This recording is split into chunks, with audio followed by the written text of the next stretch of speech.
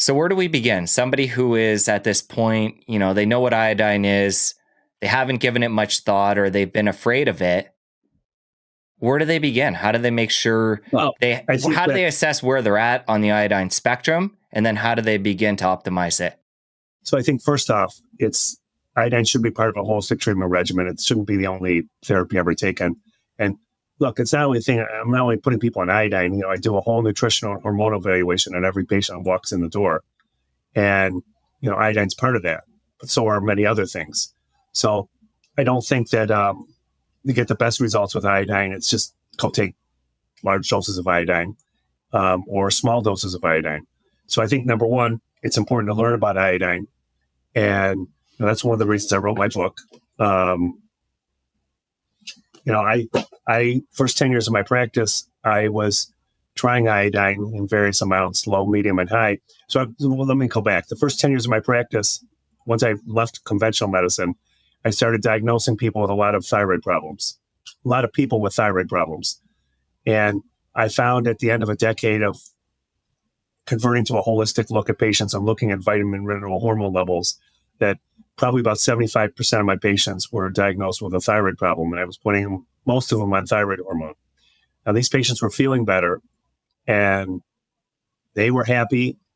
I was following up with them, and, I was growing my practice and thought I was doing a good thing for them. But it was bugging me. Why do so many people need to take thyroid hormone to feel well? I didn't think we were designed by our maker to just, because we're getting older, we all need thyroid hormone to feel well.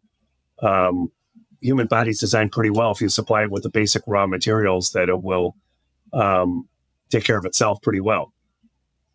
So I would look at the biochemistry and physiology of whatever I'm doing. In this case, the thyroid gland, and look at how does a thyroid gland make thyroid gland? What does it need to make thyroid gland? What are the cofactors needed? And when you look at that stuff, you find that B vitamins, particularly B2 and B3, magnesium, selenium, vitamin C, and iodine. All thyroid hormone can't be made without iodine. Thyroxine, or T4, has 4 atoms of iodine attached to thyroglobulin. Triiodothyronine, or T3, has 3 atoms of iodine attached to thyroglobulin. In fact, any hormone in the body, you can't make any single hormone in the body without adequate amounts of iodine.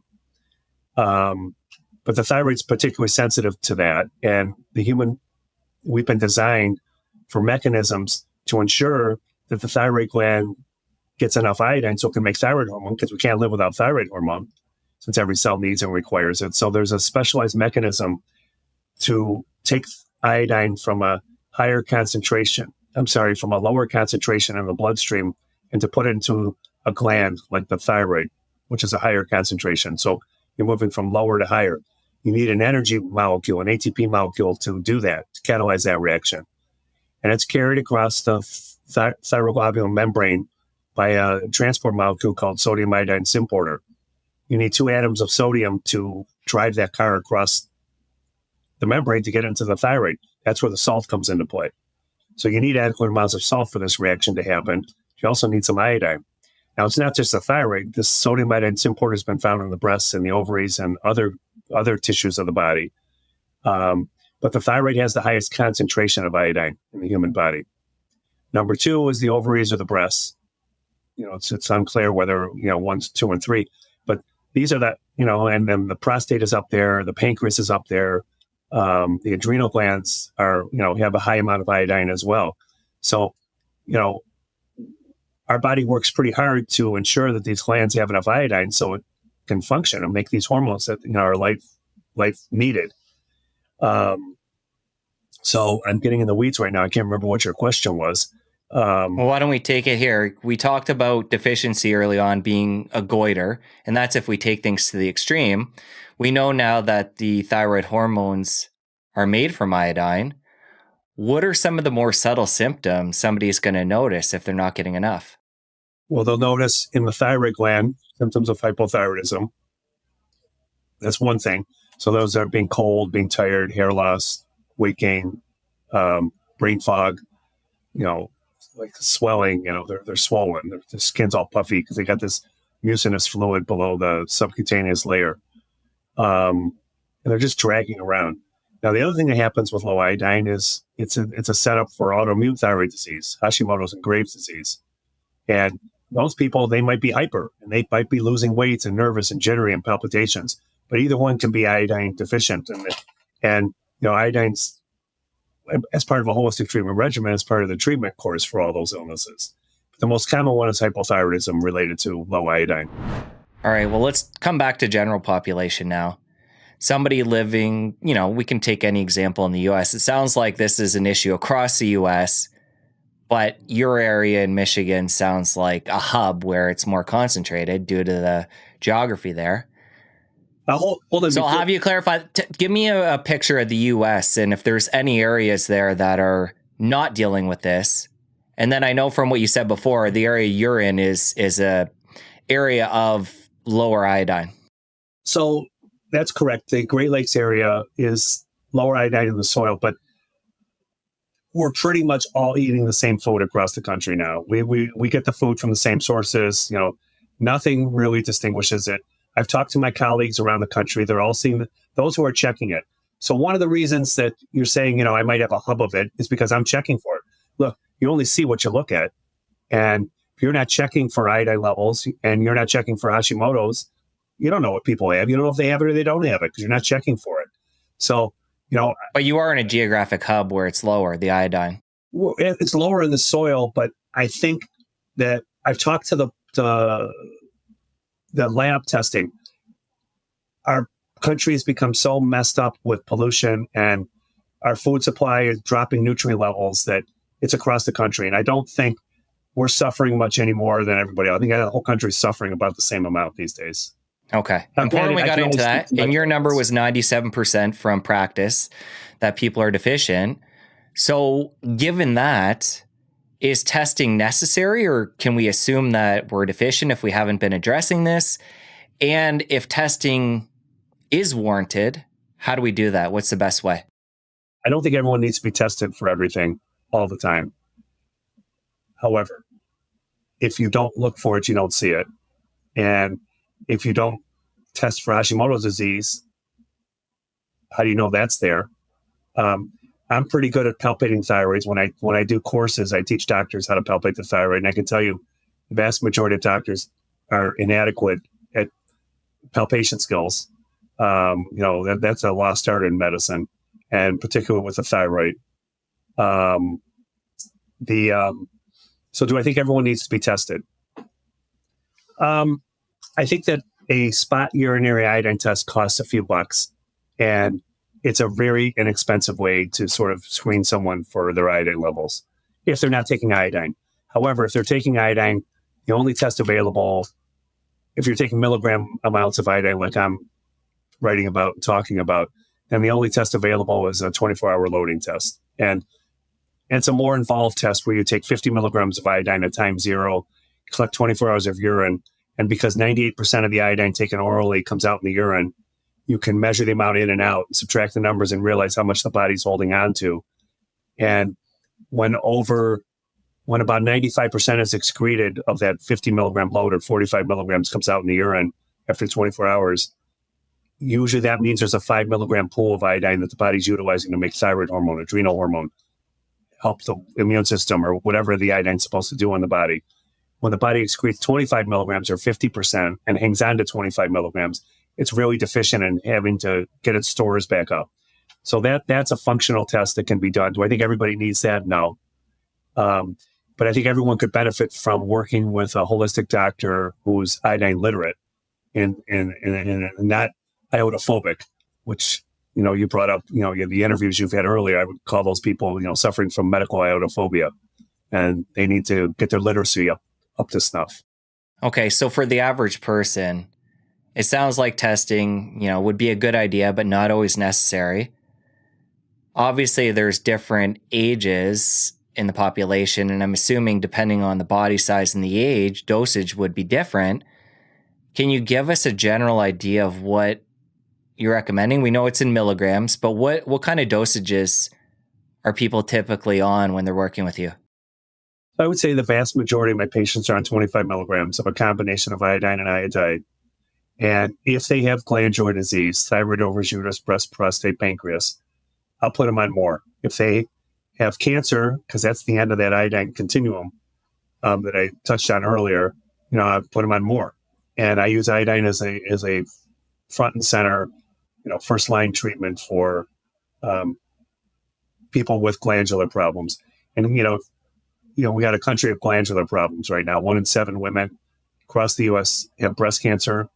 1 in 3 men, older men, have prostate cancer. We have thyroid cancer is the fastest growing cancer. We have pancreatic cancer, ovarian, uterine cancer going at epidemic rates right now. And it's been my premise that iodine deficiency is probably not the sole cause of that, but it's a large piece of that pie, and needs to be identified and dealt with in order to help those conditions. You mentioned there being a difference there between iodine and iodide. Can you talk about what that is? So those terms, iodide, DIDE, refers to the reduced form of iodine. It has its full complement of electrons in its outer shell. We can all go back to biochemistry, undergraduate inorganic biochemistry. And iodine, DINE, is the oxidized form, where it's lacking an extra electron in its outer shell and is looking for an electron. So that makes iodine the perfect redox reagent, where it can function as both an oxidant and an antioxidant, which are really the most potent healing things in the human body. Vitamin C functions like that. Vitamin E can function like that. There are glutathione can function sort of antioxidant and oxidant, and these are the most potent healing things in our body, and that's what makes iodine such a neat thing to study. So my first 10 years of my practice, what I was using was iodide, DIDE, the reduced form, because I was not iodine literate and I was ignorant. What I found was small, medium, and large doses of iodide only didn't help people. They didn't get worse. They didn't get better. And I would get frustrated with it. My turning point came around year 8 or 9 when I saw a letter to the editor from one of the journals that I got, that a doctor in California, his name was Guy Abraham, had developed an iodine loading test. And there was no good iodine testing before that time. So I saw that and I'm like, whoa, let me call him. So I called him and we started a deep friendship and personal and professional. And I would fly out to California and, work in his lab 6 times a year for a long weekend. And he got my iodine literacy up to snuff. And one of the major things he taught me was different tissues of the body respond to iodine, different respond to iodide. So, for example, the thyroid responds to iodide, seems to take up iodide only. The breasts take up iodine. So the stomach and the pancreas and the ovaries and things respond to one or the other primarily. Now, I just said the thyroid takes up iodide. I just said the first 8 years of my practice, I was using iodide, small, medium, and large doses without effect on the thyroid. It just didn't work. So when I started using a combination of iodine and iodide, such as found in Lugol solution was made in 1820s by Dr. Lugol, and it's a combination of iodine and iodide in a potassium liquid substance.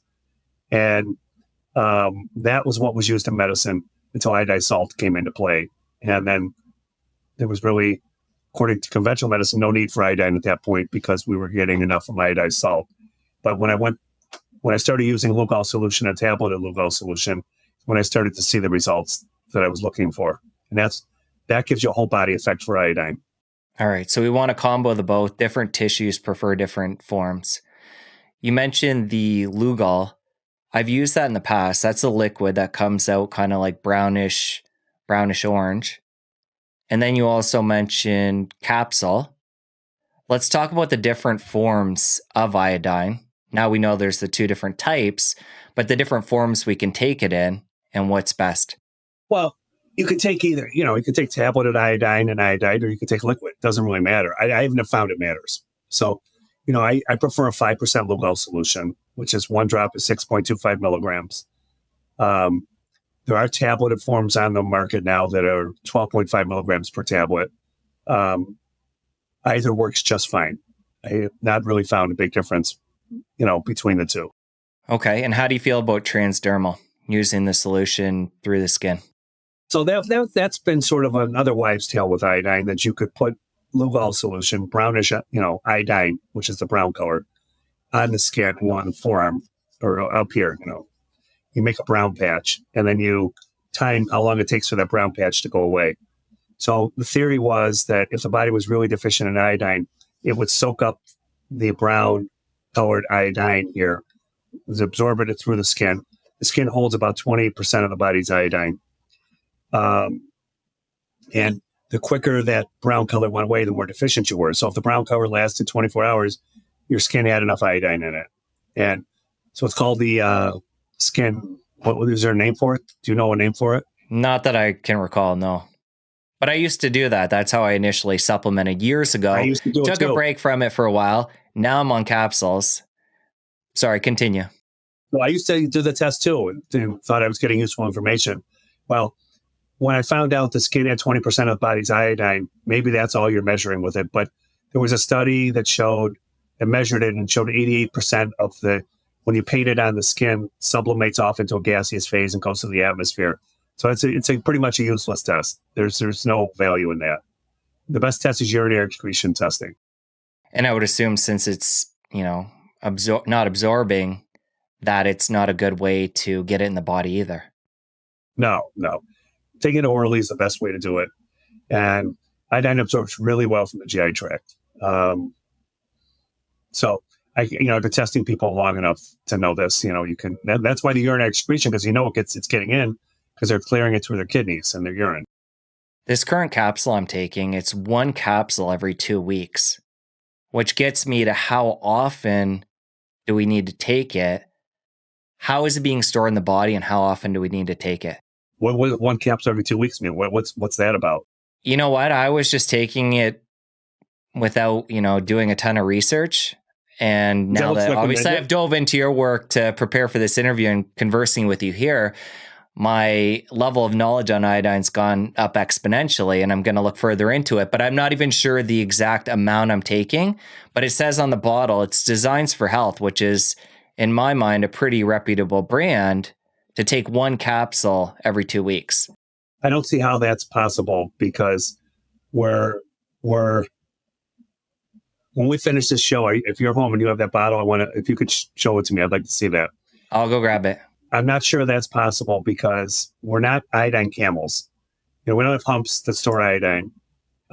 Similar to water, we don't have humps of water. So if we don't drink water on a daily basis, we become quickly dehydrated.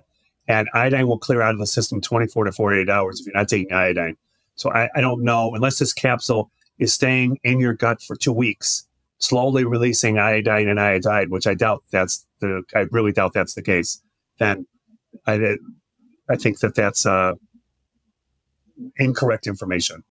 Okay. Well, it's important we're getting into it, because, there are fat-soluble vitamins like vitamin D, DAKE, DAKE, that do stay in the body for longer periods versus something like vitamin C or magnesium. And with the fat-soluble vitamins, you need to be more careful with dosages and how frequently you're taking them. So why I got into this is I'm just curious, iodine, how it fits on that continuum. And you're saying 24, 48 hours is all we got. That I've done the testing on. And I can tell you that there's a little bit of a carryover effect from iodine. But iodine's rapidly, when it's not utilized, it's cleared. So, you need iodine on a continuous daily basis to make thyroid hormone, adrenal hormone, keep the glandular tissue in normal architecture. And and it needs to be replaced, or you become iodine deficient very quickly. And then couple it with our exposure to all these pollutants that push iodine out of the body and displace it. I would be hard pressed to believe, taking a pill every 2 weeks is going to do much. Well, let's move into the halides. You've touched on it a couple times. These other competitors, these other elements that are battling for the receptors that iodine needs to get on? So the halides are I think I got a picture of the halides in my iodine book. Maybe I don't. I do not. So the halides are, if you recall back from high school chemistry or college chemistry, for those who took it in college, it's the periodic table of elements, and they're grouped according to this, from the size, from lowest size to the largest size, and then they're grouped according to similarities between groupings. In group 17 on the right side of the periodic table are the halides, and there's 5 halides now. A fifth one's been discovered, but that's I don't think there's any human. I don't think it has any relevance to us. The 4 major halides are fluoride, chloride, bromide, and iodine. And 2 of those are essential and 2 of those are toxic. The 2 essential ones are iodine and chloride, and can't live without either of them. We've been talking about iodine, chloride, salt, sodium chloride. We have huge amounts of chloride, over a gram of chloride, over a gram of sodium. If we look at dry weight of our body, those huge amounts of those things, and it's needed because that's to make energy molecules, to run hundreds and thousands of different reactions in the body. Every cell needs chloride. Every cell needs iodine. Bromide and fluoride, toxic elements, should not. They shouldn't be in our body. We can argue whether fluoride, treats cavities or not, but I don't think it does. And fluoride poisons hundreds, if not thousands, of enzymes in the body, and it's a very electronegative, small substance. It's very toxic to the human body. Bromide is fluoride's in our water supply. It's in toothpaste. It's in juices and drinks and dental. They do the fluoride treatments and all that stuff. And bromide is another toxic halide that is the bigger problem of the halides, those 2 toxic ones, because fluoride's so small. It's the work that I did with Dr. Abraham, we couldn't demonstrate that fluoride competitively inhibited iodine, even though it could, because it's in that grouping, but we showed bromide did a nice job of that. And if you look at the size of bromide and iodine, they're very similar to one another. And bromide would be the choice. If you want to competitively inhibit iodine, you choose bromide because it's more size-wise closer to iodine and could bind to its receptor much more efficiently than fluoride would. But, we're getting exposed to bromide in food, drink. It's in consumer goods. It's in these things, and it's probably in this sweatshirt this sweatshirt, which is the national championship sweatshirt, in case you guys didn't know. But it's a fire retardant in clothes. It's in cushions, it's in your mattresses. It's in vegetable oils. It's in breads, and bakery products as brominated flour. So our exposure to bromide is what I think is a double whammy. First one is iodine levels falling over the last 50 years, and the bromide levels rising. That has really double whammied us and given us the impetus for the epidemic of cancer of the thyroid, ovaries, uterus, breast, prostate, pancreas, as well as Hashimoto's, Graves' disease, and other problems as well. And so that to me could explain why we're seeing this epidemic of all these problems. And then getting further into the bromide piece, there was a time when iodine was used in baking, and you talk about this in your book, where it was subbed out for bromide. So talk about when that is and what we noticed at that time. So before the 1970s, iodine was used in flour and breads, pasta, cereal, whatever else flour was in, baking products, had iodine. So was it 1 or 2 slices? I think I should know this. It was 1 or 2 slices of bread met the RDA for iodine. So not only were you getting iodine and iodine salt, you were getting iodine in a couple slices of bread and cookies and whatever else was using iodinated flour. And then in the it was around 1970, 71. The government didn't mandate it, but brominated flour the government began promoting the use of brominated flour. It's unclear why. I've spent many hours trying to find why, and I can't find why. But right around 1970, bromine took the place of iodine in bakery products as a conditioning agent. And that worsened. That's really when problems started developing in our country with the thyroid, the ovaries, uterus, breast, prostate. But Hashimoto started to take off after that, a few years after that. That's definitely an inflection point in this discussion that has been a big problem and is still an ongoing problem today. So I'm not sure why it happened, but it was interesting to note in the early 1970s, before 1975, radioactive iodine use began exploding in medicine. So they would inject you with radioactive iodine and look and see where the tracer goes. So if they're looking for, do you have a hot or cold nodule on your thyroid, they'll inject radioactive iodine and see does it take up this radioactive tracer or not. But they can do it for breast tissue. They can do it for other tissues as well and other studies. So the problem with radioactive iodine testing in medicine, it doesn't work if people are iodine sufficient. If all the receptors are saturated with iodine, the radioactive iodine has nowhere to bind. So I'm asking the question was brominated bakery products substituted for iodinated bakery products because there was a benefit to having us iodine deficient so they could do these radioactive iodine tests, which are done widely in medicine today. Now, I don't know. I don't know if it's that nefarious or not, but, I think the question should be asked. But either way, here we are, 50 years later, where, I did a study in my, my iodine book where I compared a group of breast cancer women to non-breast cancer women. That's all I screened the difference of. We did an iodine loading test at day, before they started treatment. We did another loading test day 1 and another loading test day 30 after taking 50 milligrams of iodine for 30 days.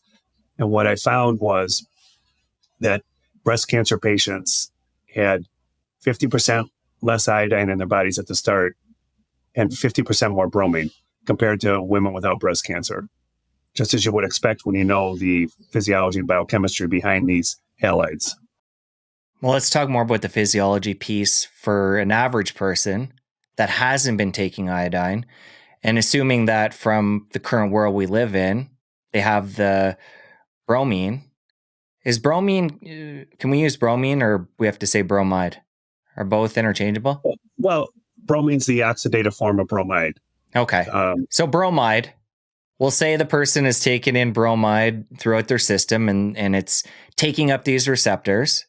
What happens when they start to take a significant dose of iodine in the body, the physiology? So we learn about competitive inhibition when we have to take our chemistry classes. And what that means is that on the periodic table, when the elements are grouped together, you can competitively inhibit one with another. So in the group 17 of the halides, and since iodine and bromide are somewhat of the same size, they might fit into the receptor locking point very similarly, that you can push out iodine of the body with bromide and vice versa. You can push bromide out of the body with iodine. The problem we've had is our iodine levels have fallen 50% over the last 50 years, and our iodine in our food supply has gone down. And at the same time, our exposure to bromide's gone up. And I lecture about this. I say it's created the double whammy of breast, ovaries, uterus, prostate, pancreas, thyroid problems that we're facing today. And unless we rectify that problem, I don't see us making progress in those. But what I'm getting at is, say the iodine comes in, it's knocking the bromide off of the receptors, taking the places. What happens to the bromide in the body? Do we just excrete it through our feces and urine? Do we have to be careful how fast we do that? Are there things we can take to bind that as it's being expelled by the body? So if your receptors are full of bromide, you can start taking large amounts of iodine. Sure, you're going to displace that bromide. And if the iodine's binding to them, because receptors preferentially prefer iodine over bromide. So the body's got no use for bromide except for binding to the iodine's receptors. There's no known therapeutic value of bromide in the human body. So it has to be released. And some people get sick from that. That's one of the side effects of iodine, where you can trigger a detoxification reaction, or fancy term is called a Herxheimer reaction, where bromide gets released. And if these aren't good excretors, if these people have some problems getting toxins out of their body, they can get sick, like flu-like sick, or headachy, or fatigue, achy, brain fog, and blame it on iodine. What's really not iodine is bromine toxicity that causes that. So you can aid that. Now, a lot of medicines have fluoride and bromide as part of their chemical makeup. Antidepressant drugs have fluoride as part of, a bunch of them have fluoride as part of their chemical makeup. And there's still drugs that have bromide as part of the makeup, some of the asthma drugs and some others that are out there. Now, it used to be much more. And I am old enough, pretty sure I'm old enough to remember the ads for Bromoseltzer. Bromoseltzer was a precursor to Alka-Seltzer. And Bromoseltzer was used for, same thing Alka-Seltzer is used for now, gastritis and upset stomach and stuff. So people would get bromide toxicity from using Bromoseltzer or some other conventional medicine. And what they would do is they would become delirious. They would be, fatigued and brain fogged, and, they'd be taken to emergency room, almost like a hallucinogenic or a psychotic episode. And once it's diagnosed appropriately, do you know the way to get bromide out of the body, Jesse? I mean, I would say you're going to use some iodine. So you displace it. What helps to get bromide out of the body once iodine's displaced it? That's what I was asking you. What can we do to bind it? And salt. There you go. He's holding up his salt book for people listening. So the treatment back in the day for bromide toxicity, which diagnosed a lot, was to salt the bromide out. They would put an IV of saline, and they would just give them saline until the bromide comes out, and the sodium combined bromide, and then the kidneys can release it as sodium bromide. What I tell people when they go on iodine is they have to use salt with it. They have to use unrefined salt. And I never put anyone on iodine ever without, number one, checking salt levels, number two, putting them on salt, because I know they're going to have a release of bromide. And I can tell you I get very few problems with it. If there are problems with it, I tell them stop the iodine, take more salt, and then try it again in 2 weeks. And most people can take it. Are there some people who can't take iodine? Sure. Some people can't take vitamin C. Some people can't take magnesium, but very few. So you've mentioned salt's part of this treatment. It gets me thinking about chloride being a halide. Does it ever compete with iodine? No. For binding? No, because we have chloride receptors in our body. We need a huge amount of chloride. Chloride will not displace iodine. It's the toxic halides that don't have the receptors. It's bromide for sure, and I'm not as certain on fluoride. But fluoride is it's more toxic than bromide. It's just in a different way. When you were talking about bromide before, you talked about a number of different areas where it's coming into the body. It sounds like it's pretty expansive in the modern world. Do you try and avoid that at all? Or is it more just trying to get enough iodine? Obviously you do, but are there any big ones, I guess, is what I'm getting at, areas that we want to make sure we're checking off the list and not taking in huge amounts of bromide? No, that's a perfect question. You can avoid bromide. You can eat non-brominated bakery products, non-brominated bread. If you make your bread with iodine as a conditioning agent, not bromide. Drink soft drinks that have bromide as brominated vegetable oil in them, which are still out there today. You can buy mattresses that are made with bromide as a fire retardant in them. Bromide is been banned in Europe as a fire retardant. Here, it's still used. It's all over the place. Well, the reason I asked a question like that is because you mentioned your shirt. So it's like it's everywhere. Is it even worth trying to, other than some big areas I wanted you to address, like how much nuance do you get into avoiding it? So I usually talk to my patients about avoiding it in their food supply. in their drinks, drink and food. As regarding this national championship sweatshirt, I don't know if it's got bromine in it. I'm assuming it does as a fire retardant, but I can tell you it's in a lot of clothing, and it's in mattresses and couches and curtains and carpet. And I don't know how you're going to avoid that stuff, all of it. So you made a good point that the way to deal with it is you take enough iodine that you can bromide is nowhere to bind in the body. It should just pass through you and pass out. Which gets me thinking about radioactive iodine from nuclear war. One of the things that we're instructed to do is take iodine to fill those receptor sites to not take on the radioactive iodine, which is extrapolated into what you're saying here about bromine. Same argument exactly. When Chernobyl blew its top in 1980s, Soviet Union, or I don't know, they were the Soviet Union back then, the governments, Russia, passed out iodine tablets to the population. So they could try and quickly saturate the thyroid in the breasts and the ovaries and uterus and pancreas with enough iodine. So when the radioactive iodine gases came over them, it would just pass through their bodies without binding to the thyroid and start to damage DNA, start to cause all the problems that can happen with radioactive iodine. And it's a similar thing we talked about earlier with conventional medicine using radioactive iodine as a treatment or just a diagnostic test, that it only works if you're iodine deficient.